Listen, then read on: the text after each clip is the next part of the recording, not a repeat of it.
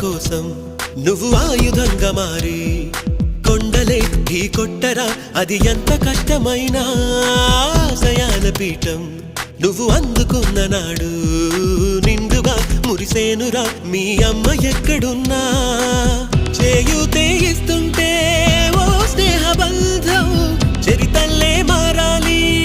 నువ్వెళ్ళు మార్గం నీ ప్రతిభే చూపించే ఆ రోజు కోసం